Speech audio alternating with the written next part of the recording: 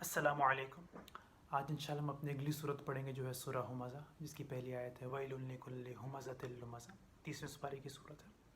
اس صورت کا تھیم ہے جو پہلی آیت میں ہم پڑھیں گے ہمزہ لمزہ، وہ لوگ جو لوگوں کو ذہنی اذیت دیتے ہیں، لوگوں کو مینٹل ٹارچر دیتے ہیں، تو یہ ان کا ذکر ہے صورت کے اندر، اور یہی صورت کا مرکز ہے، اس کا تھیم بھی یہی ہے۔ اس کے بعد اللہ تعالیٰ ایک دو اور ان کے جرم بیان کریں گے ایسے لوگوں کے، اور پھر اللہ تعالیٰ جو اگلی 6 آیتیں ہوں گی صورت کی، اس میں جہنم میں ان کی سزا کا ذکر ہے۔ اب یہ اس صورت کی ایک عجیب بات ہے کہ قرآن کے اندر جو جہنم کی ڈیٹیل ایک ساتھ ڈسکرائب ہوئی ہے، اس میں سے یہ چند جگہوں میں سے ایک جگہ یہ ہے جہاں پر اتنی ڈیٹیل جہنم کی ایک ساتھ آئی ہے کہ اللہ نے 6 آیتیں اتاری ہیں صرف جہنم کو ڈسکرائب کرنے کے لیے۔ اس کی وجہ بھی ہے جو ہم پہلے پڑھیں گے، ہمیں سمجھ آئے گی کہ اللہ تعالیٰ اتنے غصے کا، اتنی شدید سزا کا اظہار کیوں کر رہے ہیں۔ تو سٹارٹ کرتے ہیں، بسم اللہ الرحمن الرحیم۔ وَيْلٌ لِكُلِّ هُمَزَةٍ لُمَزَةٍ۔ ویل کا مطلب ہوتا ہے بدترین قسم کی ہلاکت و بربادی۔ ویل کہتے ہیں بدترین قسم کی ہلاکت و بربادی کو، کہ اللہ کہہ رہے ہیں بدترین قسم کی ہلاکت و بربادی ہو کس کے لیے؟ لِكُلِّ، وہ سارے لوگ، ہمزہ لمزہ، جو ہمزہ اور لمزہ کرتے ہیں، یہ وہ لوگ ہیں۔ ابھی کون لوگ ہیں؟ حماز اور لماز، اس کی فل فارم بنتی ہے۔ یہ ان کی اس کو سمجھنے سے پہلے اس کو 2 کیٹیگری میں بریک کرنا ضروری ہے، حماز اور لماز۔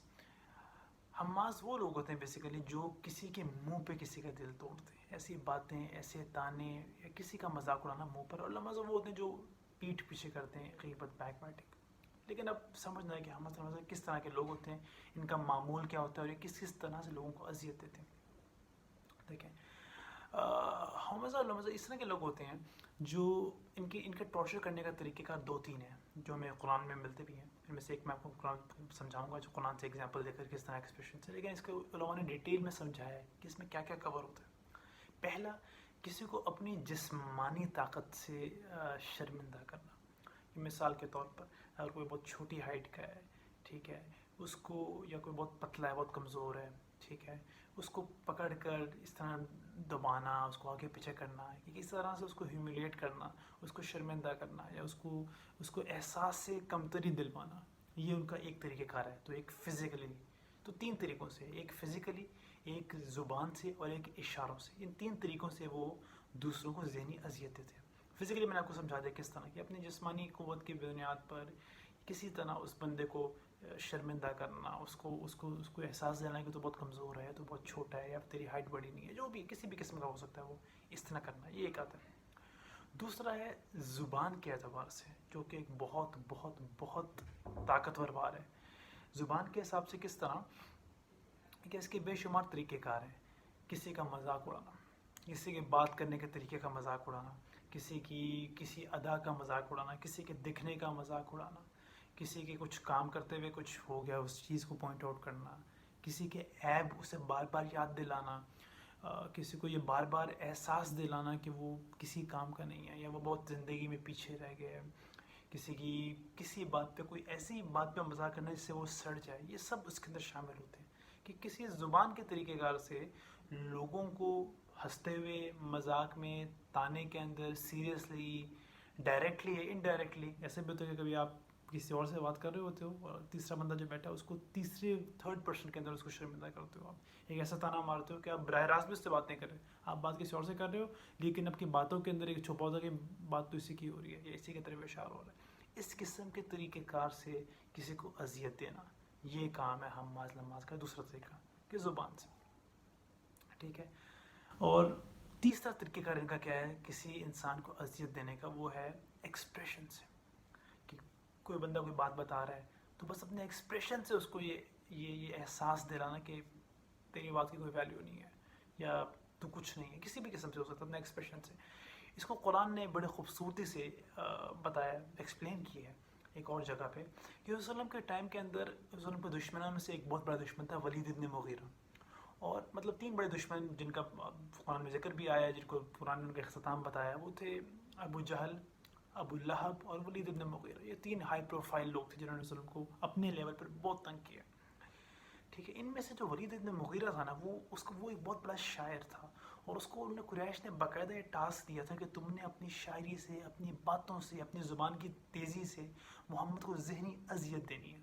باقاعدہ اس کو اس چیز کے لیے ہائر کیا گیا تھا، اس کو اس چیز کے لیے کہا گیا تم نے یہ کام کرنا ہے. اچھا اب ولید بن مغیرہ کا ایک قصہ آتا ہے قرآن میں، کس طرح اس نے ایک دفعہ وسلم کو ٹینشن دی. کس طرح کہ لوگوں نے کہا جا کے ذرا قرآن سن کر آؤ، تم اتنے بڑے شاعر ہو، تمہیں عربی پہ کمانڈ ہے، تمہیں لغت کی سمجھ ہے، ٹھیک ہے، لنگوسٹکس کی، تو تم جاؤ جا کے سن کر آؤ محمد کا عربی کا قرآن کا کلام، تو تمہیں پتہ چلے گا کہ یار یہ آسمانی کلام ہے کہ میں محمد نے خود بنایا. تو وہ سننے گیا ہے، چلو ٹھیک ہے میں سنتا ہوں، زیادہ لوگ دیکھ رہے ہیں. تو وسلم اپنا قرآن کچھ سنا رہے ہیں، اب وہ سن رہے ہیں بیٹھ کر. تو قرآن کہنے وہ کیسے ریاکشن دے رہے ہیں کہ ثم نظر، کیسے ایکسپلین، وہ ایسے کھڑا ایسے دیکھ رہے ہیں، بس اس طرح ایکسپریشن دے رہے ہیں. ثم عبس، ماتھے پہ اس کی شکن آئی، ایسے کہہ رہا کہ ختم بھی کر دو یار قرآن. یہ مطلب بول نہیں رہا لیکن ماتھے کی شکن سے بتا رہا کہ یار بس بھی کرو محمد، جلدی ختم کرو. وبصر، اور نظریں آگے پیچھے پھیری کہ کب جان چھوڑے گا یار، کب ختم کرے گا اپنا قرآن، مجھے تو فرق ہی کوئی نہیں پڑا. واستکبر، اور اظہار کیا ایک غرور کا کہ یار کہ یہ بھی کوئی شعر ہے، یہ بھی کوئی بات ہے، یہ مطلب بھی کہاں سے مجھے کوئی ہو رہی ہے. ٹھیک ہے، پھر اس طرح ریئیکشن کیا جیسے میں کچھ سوچ رہا ہوں. پھر آخر میں کیا کہا ان هذا الا سحر یؤثر، یہ تو جادو ہے، یہ کوئی سچا خدا کا کلام نہیں ہے، یہ تو کوئی جادو وغیرہ، یہ کوئی خدا سے بائی ہوئی بات نہیں ہے. اب یہ آخری فیصلہ دینے سے پہلے جو اس نے ایک ذہنی ٹارچر دیا وسلم نے، قرآن نے اس کو ایکسپلین کیا کہ مطلب اللہ تعالیٰ ہائی لائٹ کر رہے ہیں کہ کس سطح پر انسان کسی کو تکلیف دے سکتا ہے، کہ اس نے اپنے ایکسپریشنز کے ذریعے کس طرح سے وسلم کو ڈیگریڈ کیا، کس طرح سے انہیں احساس دلایا کہ مطلب میں تو کوئی سن نہیں رہا آپ کی بات، اس طرح سے دل توڑنا. تو یہ حماز لماز کے 3 طریقہ کار ہیں کسی کو تکلیف دینے کے. تو یہ وہ لوگ ہیں جو اس کام کو بہت زیادہ کرتے ہیں، باقاعدگی سے کرتے ہیں، بالکل اسے کرتے ہیں. اور حماز وہ لوگ ہیں جو سامنے کرتے ہیں، اور لماز وہ ہیں جو پیچھے کرتے ہیں، جو منہ پہ کچھ نہیں کرتے لیکن پیٹھ پیچھے اس طرح کی باتیں کرتے ہیں، لوگوں کی باتیں پھیلاتے ہیں، لوگوں کی باتوں میں چسکے لیتے ہیں، اور ان کی باتوں کو انجوائے کرتے ہیں کہ ان کی درد بھری دکھ بھری یا مسالے دار باتیں سن کے اس میں سے نا لطف اندوز ہوا جائے اور دوسروں کو بتایا جائے کہ یہ ایٹیٹیوڈ جو ہے یہ سارا حماز اور لماز میں قبر ہوتا ہے. اب اللہ نے ان کے لیے کیا کہا ہے؟ ویل لکل، بدترین قسم کی ہلاکت و بربادی ہو. اب ویل لفظ قرآن میں اور جگہ بھی استعمال ہوا ہے. اس کو استعمال تب کیا جاتا ہے جب ایک اس بندے سے اللہ تعالیٰ انتہا کی ڈس اپوائنٹمنٹ، مایوسی کا اظہار کر رہے ہیں. دوسرا، اللہ تعالیٰ اس بندے کی اس سے گھن کا اظہار کر رہے ہیں کہ کتنی گھٹیا حرکت ہے، تب یہ لفظ استعمال کیا جاتا ہے. تیسرا، وہی استعمال کیا جاتا ہے بہت ہی مایوسی کے اندر کہ یار یہ تم کس حد تک گر گئے ہوئے، وہی گھٹیا بن کی ایک مثال. اور پھر ایک اور چیز ویل کے اندر ایک اس طرح کی بھی ہے کہ ایک صدا ہے، یہ ایک طرح کی بد دعا بھی کہہ سکتے ہو آپ سے. یہ بھی ویل کے اندر ایک کورڈ فارم ہے. ویل اس طرح کی ایک بد دعا ہے، کسی کی آہ ہے. اور اب یہ کتنی خطرناک بات ہے کہ ویل کا مطلب ایک آہ ہے. تب اس کو اس طرح سمجھ سکتے ہو کہ فرمایا حدیث کا مفہوم کہ کسی مظلوم کی بد دعا سے بچو کہ وہ سیدھا اللہ کے عرش پہ جاتی ہے. مظلوم کی بد دعا خطرناک ہے. پھر ایک اور جگہ مطلب کہ یار وہ لوگوں فرشتوں کی لعنت سے بچو. تو مطلب ایک اور نیکسٹ لیول ہوگا جس پہ فرشتے بد دعا کریں، اس پہ فرشتے لعنت بھیجیں کہ اس کے لیے بربادی کی دعا کریں. وہ نیکسٹ لیول کی ایک خطرناک قسم کی بد دعا ہو گئی. اب تیسری صدا آپ دیکھو جس کو اللہ تعالیٰ خود ایک بد دعا دے رہے ہیں. اللہ تعالیٰ خود جس کے لیے ایک اتنی بڑی بد دعا کا اعلان کریں کہ وہی بدترین قسم کا ہلاکت تو بربادی ہو. کس پہ؟ لکل ہمزۃ لمزہ، جو لوگ دوسروں کو جسمانی طریقہ کار سے، زبان سے اور اشاروں سے ذہنی اذیت دیتے ہیں. ٹھیک ہے، اب اس کو سمجھنا بڑا ضروری ہے کہ یہ اتنا بڑا جرم کہ ہمیں شاید ہم لوگوں کو عادت ہمیں اتنی ہو گئی ہے کہ ہمیں اتنی بڑی بات لگتی نہیں ہے. لوگوں کے لیے بڑے گناہ اور ہیں کہ یار فار ایگزامپل شراب پی لینا، وہ استغفر اللہ، اس طرح کر کے فوراً چونکیں گے لوگ کہ یار استغفر اللہ. ٹھیک ہے، یا کسی کا مرڈر ہو جانا، یا کسی کا اس طرح کا قسم کا کوئی گناہ، ہم فوراً چونکتے ہیں اس طرح کہ یار وہ یہ تو بڑا گناہ ہے، بڑا گناہ ہے، بڑا گناہ. ٹھیک ہے، نماز چھوڑنا گناہ ہے، بہت بڑا گناہ ہے، واقعی گناہ، صحیح بات ہے. لیکن یہ کتنا بڑا ایک گناہ، اس کا میں اظہار، یہ احساس، یہ صورت دلائے گی کہ یہ کتنا بڑا جرم ہے. اس کی ایک وجہ ہے، وہ یہ ہے کہ جب آپ یہ جو زبان اور یہ جو کسی کو ذہنی اذیت دینے والا جو ٹارچر ہے نا، یہ دنیا کا سب سے بدترین قسم کا ٹارچر ہے، اس سے بڑا کوئی ٹارچر ہو نہیں سکتا۔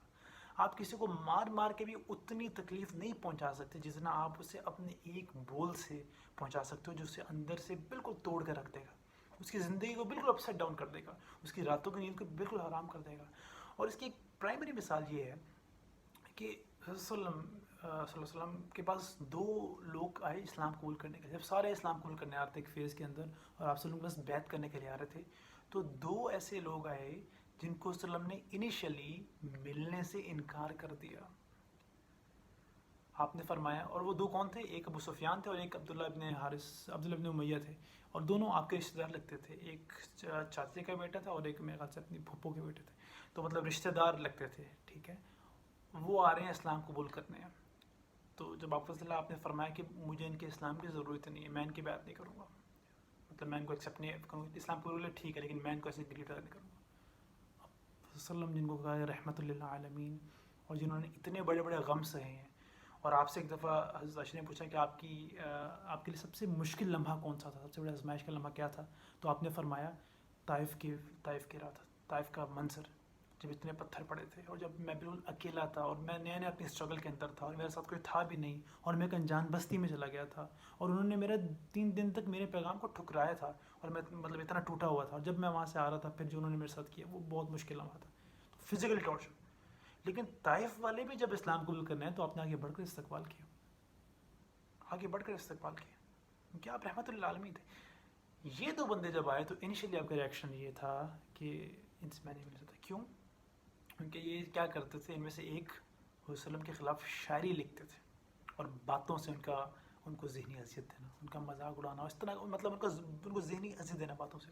اور دوسرے میں سے جو عبداللہ ابن امیہ تھے، وہ کیا تھے؟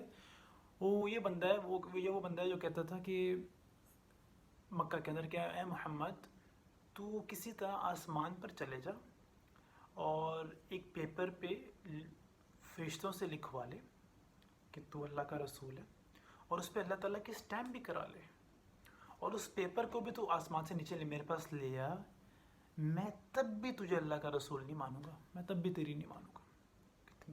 کتنی کڑوی بات ہے۔ تو آپ نے مجھے اس کی یہ بات یاد ہے جو میں مکہ میں کیا کرتا تھا، مجھے آج تک اس کی بات کی اتنی تکلیف ہے۔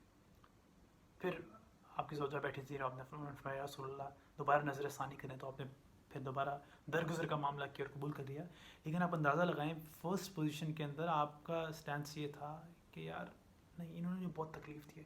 تو نبی جیسی ہستی جو درگزر پوری زندگی ان کا درگزر ہی وہ کرتے ہیں، ان کا زندگی ان کا مرکز ہی درگزر کرنے کا ہوتا ہے، لوگوں کی باتوں کو معاف کرنا، اور ان کی جاب کا پرائمری فیچر یہ ہوتا ہے کہ انہیں لوگوں کی باتیں سننی ہوتی ہیں۔ اگر وہ اس حد تک ٹوٹ سکتے ہیں تو ہم باقی انسان جو باقی لوگ ہیں وہ کتنا ٹوٹتا ہوگا وہ کسی کی باتوں سے؟ میرے خیال سے بہت بڑا جرم ہے۔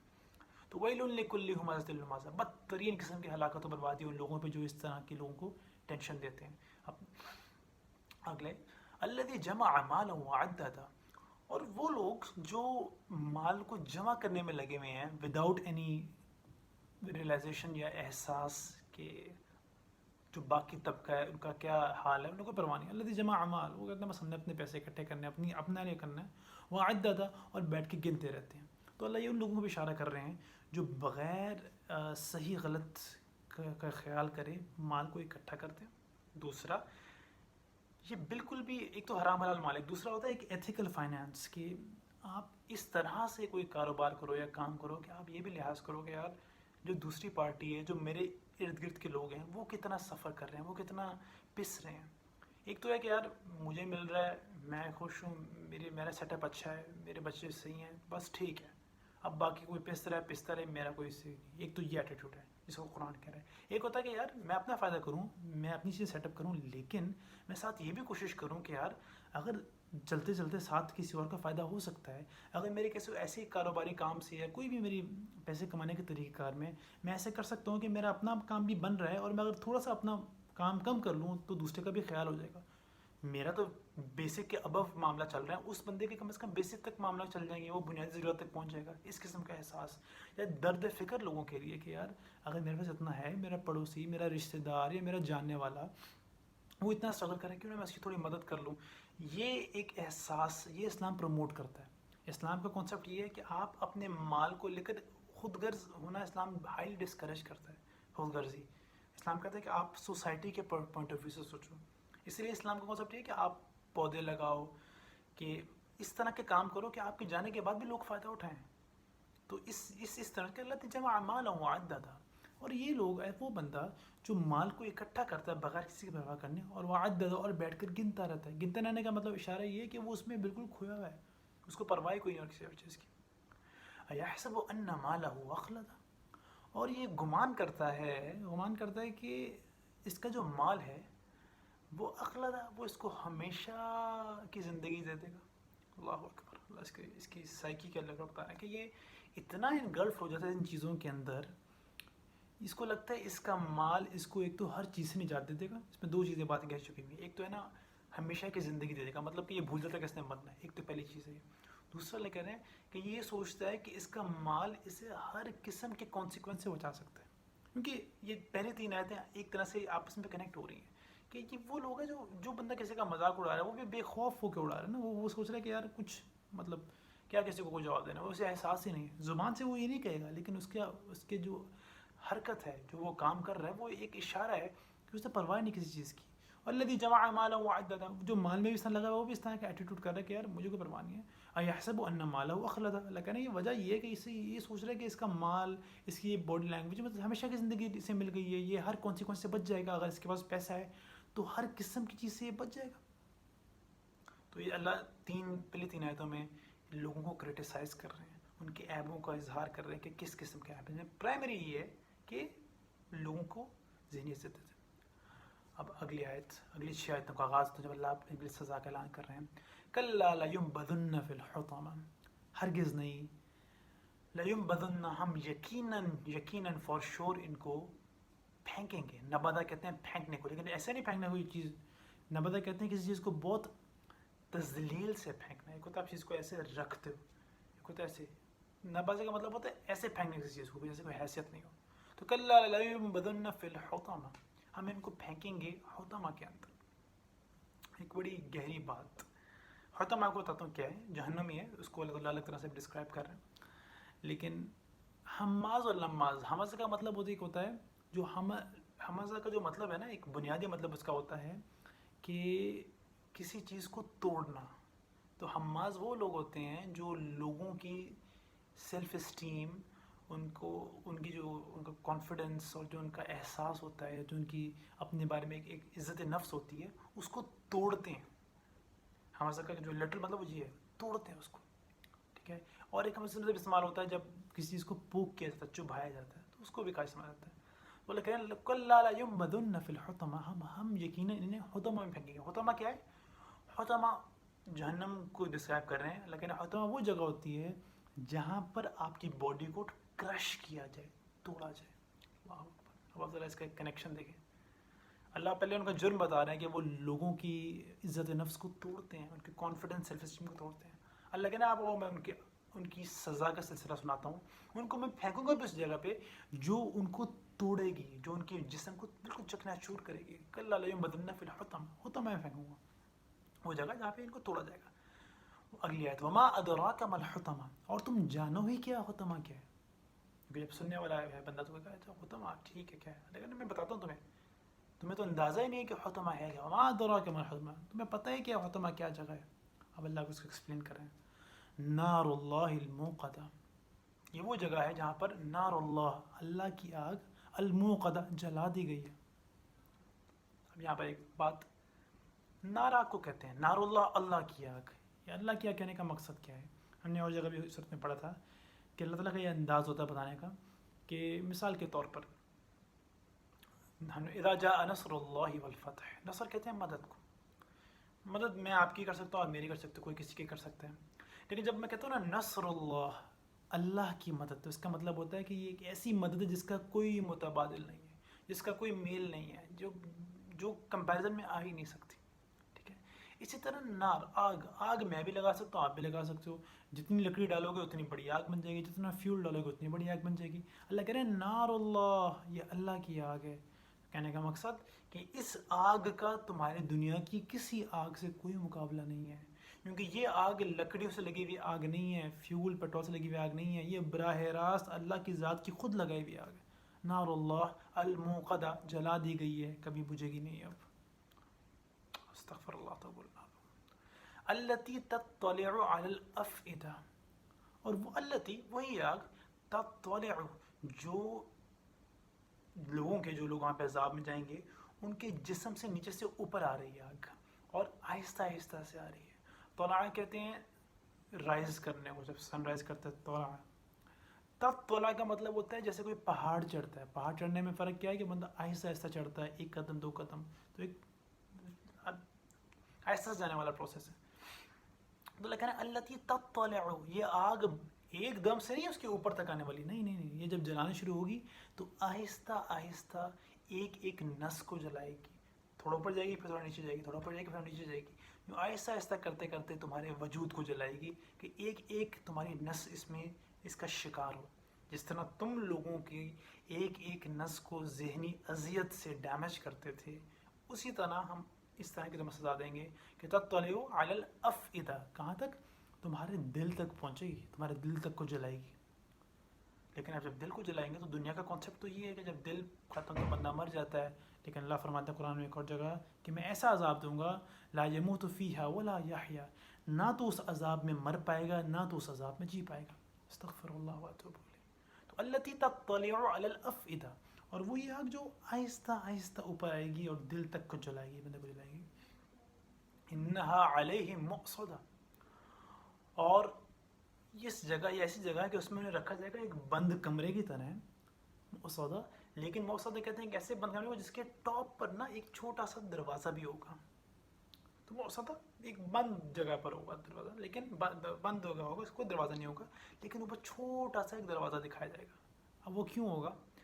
اگر انہیں ایک کمرے میں جلایا جائے، عذاب دیا جا رہا ہے ایک جگہ پر، اور اس کے آگے کوئی دروازہ نہیں ہے، تو پھر تو انہیں کوئی امید ہی نہیں ہے، تب تو نکل ہی نہیں سکتے. لیکن اللہ تعالیٰ کہہ رہے ہیں ہم ایک ایسی جگہ رکھیں گے جہاں ٹاپ پر ایک دروازہ بھی انہیں دکھے گا، نکل وہ تب بھی نہیں پائیں گے. یہ کرنے کا مقصد کیا ہوگا؟ تاکہ انہیں ذہنی اذیت ملے، کہ اس کو دیکھ کر ایک امید ملے گی. لیکن ایک ایسی امید ہے جس کا کوئی فائدہ نہیں ہے. یہ ایک ایسی امید ہے جس سے انہیں کبھی نجات نہیں ملے گی، لیکن صرف اس لیے ہوگی تاکہ انہیں امید ملے اور ان کی امیدیں ٹوٹیں. جس طرح یہ لوگوں کی امیدیں توڑا کرتے تھے، لوگوں کے ارمانوں کو توڑا کرتے تھے، آج ان کسی طرح ان کو اللہ تعالیٰ متبادل دے. پھر فی عمد ممددہ، آخری آیت، اور اس کے اندر ایک مطلب دروازہ بہت اوپر ہے، اوپر جانے کے لیے تو اللہ کہنا سامنے ان کے لمبے لمبے جیسے راڈ ہوں گے، پولز ہوں گے، اور وہ میٹل کے ہوں گے. اب میٹل کا مطلب کیا ہے کہ وہ آگ کی وجہ سے وہ اور پکتے ہوئے ہو جائیں گے، گرم ہو جائیں گے. تو کوئی بچنے کے لیے یا اوپر جانے کے لیے ان کو ہاتھ لگائے گا تو دوبارہ نیچے گر جائے گا. تو ایک دوبارہ ذہنی سے دکھائی جا رہی ہے کہ وہ پول پہ چڑھ کے اوپر جانے کی کوشش کریں لیکن جا ہی نہیں سکتے. ممددہ مطلب آؤٹ اسٹریچڈ، بالکل لمبے لمبے پول. ایسا نہیں کہ تھوڑا سا چڑھے، نہیں، بہت لمبے پول ہیں انتہا تک وہ دکھ رہے ہوں گے، اور وہ چڑھنا چاہیں گے تو نہیں چڑھ پائیں گے کیونکہ وہ پکتے ہوئے گرم ہوں گے. تو یہ صورت ہے اس کو دہراتے ہیں، پھر ختم کرتے ہیں. وَيْلٌ لِكُلِّ هُمَزَةٍ لُمَزَةٍ، بدترین قسم کی ہلاکت و بربادی ہو ہمازہ اور لمازہ پہ. وہ لوگ جو لوگوں کو ذہنی اذیت دیتے ہیں اپنے ہاتھوں سے، اپنی زبان سے، اپنے اشاروں سے، جو لوگوں کو تانے مارتے ہیں، ان کا مذاق اڑاتے ہیں، ان کے پیچھے غیبت کرتے ہیں، ان کے بارے میں باتیں پھیلاتے ہیں، ان کی کہانیوں میں چسکے لیتے ہیں، اور ان کو کسی طرح سے احساس کمتری کا شکار کرواتے ہیں. الذی جمع مالا وعددہ، وہ بندہ جو مال اکٹھا کرنے میں لگا ہوا ہے اور کوئی پرواہ نہیں اس کو کہ وہ صحیح طریقہ یا غلط طریقہ ہے، اور اس کو کوئی پرواہ نہیں اس کے ارد گرد کیا چل رہا ہے. وہ عددہ، اور بیٹھ کے گنتا رہتا ہے. وہ اسے اپنی ذات صحیح ہے کہ بس ٹھیک ہے، میں ٹھیک ہوں، میں صحیح ہے. اسے کوئی پرواہ نہیں کہ تجھے بھی اللہ نے نوازا ہے، اور جس کو نہیں نوازا اس کو بھی اللہ نے نہیں نوازا. تو اللہ کسی کو دے کر آزماتا ہے، کسی سے لے کر آزماتا ہے. تو تجھے اللہ نے اگر دیا تو اللہ کی ایکسپیکٹیشن ہے کہ تجھے مس ملنے کے بعد تو اپنی ارد گرد کے لوگوں کا خیال کرے گا. یحسب ان مالہ اخلدہ، اور یہ سوچتا ہے کہ اس کا مال اسے ہمیشہ کی زندگی دے دے گا، یہ موت سے بچ جائے گا، مرے گا نہیں کیا، اس دنیا سے جائے گا نہیں کیا. اور یہ سوچتا ہے کہ اس کا مال ملنا کیسے ہر قسم کے کانسیکوینس سے بچا لے گا. کلا لینبذن فی الحطمہ، ہرگز نہیں، ہم انہیں بہت ہی تذلیلانہ طریقے سے ان کو پھینکیں گے. کدھر؟ فی الحطمہ، جہنم میں، لیکن حطمہ کہتے ہیں کہ ایسی جگہ کو جہاں پر تمہیں کرش کیا جائے گا، کیونکہ ہمزہ کا مطلب لٹرل مطلب ہوتا ہے وہ لوگ جو دوسرے لوگوں کو کرش کرتے ہیں، بریک کرتے ہیں، ان کے کانفیڈنس، سیلف اسٹیم، عزت نفس کو. وما ادراک ما الحطمہ، اور تم جانو کیا حطمہ کیا ہے؟ نار اللہ الموقدہ، اللہ کی آگ ہے جس کا کوئی متبادل نہیں ہے، تمہارے تصور سے بالا تر ہے، اور اس سے بڑی اور خوفناک آگ کوئی ہو نہیں سکتی. اللہ کی آگ الموقدہ، جلا دی گئی ہے، کبھی بجھے گی بھی نہیں. التی تطلع علی الافئدہ، یہ وہی آگ جو آہستہ آہستہ انسان کو پھر اس جو دل ہوگا اس کو عذاب دینے کے لیے آہستہ آہستہ اوپر آئے گی. علی الافئدہ، دل تک آئے گی، جلا کے رکھ دے گی، لیکن آہستہ آہستہ جلائے گی تاکہ ایک ایک انگ کی درد محسوس ہو. اور جب دل بھی جائے گا تو لا یموت فیہا ولا یحیا، نہ جی سکو گے نہ مر سکو گے، اس عذاب سے جان نہیں چھوٹے گی. انہا علیہم مؤصدہ، اور انہیں رکھا جائے گا ایسے کمرے کے اندر، اس جگہ کے اندر جو ہر طرف سے بند ہوگی، لیکن اوپر ایک چھوٹا سا دروازہ ہوگا تاکہ انہیں ذہنی امید ملے، لیکن اس امید کا کوئی فائدہ نہیں ہوگا. فی عمد ممددہ، اور ود ان دیٹ اس کے اندر ہوں گے آؤٹ اسٹریچڈ پولز، بڑے بڑے میٹل کے پولز ہوں گے جو جن کو دیکھ کر اسے دوبارہ امید ہوگی کہ میں اس پہ چڑھ سکتا ہوں، لیکن گرمائش کی وجہ سے انہیں ہاتھ نہیں لگا پائے گا، اور وہ لمبے بھی بہت زیادہ ہوں گے تاکہ دوبارہ ایک ذہنی عزت کا شکار ہو. تو یہ سورہ ہمزہ ہے. اس کا تھیم بڑا کلیئر ہے جو ہم نے سورت میں ڈسکس بھی کر لیا ہے کہ اس بات پہ خاص خیال رکھا جائے کہ کسی کی دل آزاری نہ ہو. ہماری ایک بات یہ اتنا زبان کا وار تو محسوس ہی نہیں ہوتا بندے کو، میں نے جتنا پہلے بھی بتایا، تو اس میں ایکسٹرا احتیاط کی ضرورت ہے. یہ صورت اس بات کی گواہی ہے جو ہم اکثر کہتے ہیں نا کہ اللہ تعالیٰ بندوں کے حقوق کو لے کر بڑے سخت ہیں. تو یہ بات تو بڑی غلط بات ہے، میں نے پہلے بھی اس کو ڈسکس کیا کہ کہتے ہیں کہ یار اللہ اپنے حق معاف کر دے لیکن بندے کے حق معاف نہیں کرے گا. یہ بات تو کہنا سراسر غلط ہے، کیونکہ اللہ کی رحمت پہ کوئی حد نہیں لگائی جا سکتی. اس کو صحیح کہنے کا طریقہ یہ ہے کہ اللہ تعالیٰ اپنے حقوق کو لے کر پھر بھی گنجائش ہے، اللہ تعالیٰ کی رحمت سے زیادہ امید ہے، لیکن اللہ تعالیٰ اپنے بندوں کے حقوق کو لے کر بہت سخت ہیں. جو بندوں کے ساتھ زیادتی کی جاتی ہے اس پہ اصول اللہ تعالیٰ کے بڑے سخت ہیں، اور یہ صورت اس کی ایک وہ ہے، ایک ایگزامپل ہے. تو اس میں ہمارے لیے سب سے بڑا سبق یہ ہے کہ ہم خاص خیال رکھیں اور ڈیلی کے بیسس پہ ہر دن سونے سے پہلے ایک انٹروسپیکشن کریں، اپنی ذات کے اندر جھانکیں اور دیکھیں کہ کیا میں نے کوئی ایسی بات کی ہے جس سے کسی بڑے یا چھوٹے کا دل ٹوٹا ہے یا کسی کا ہوا ہے. اور اگر لغمان ہے تو فوری طور پر اس سے معافی مانگیں اور اپنی جان چھڑائیں، کیونکہ دنیا تو کٹ جائے گی لیکن آخرت کا جو عذاب ہے وہ نہ ختم ہونے والا سلسلہ ہے. اللہ ہم سب کو عمل کرنے کی توفیق عطا فرمائے، جو صحیح بات پڑھی ہے اسے زندگی میں لینے کی توفیق عطا فرمائے. وصلی اللہم علی سیدنا محمد وعلی آلہ وصحبہ بارک وسلم.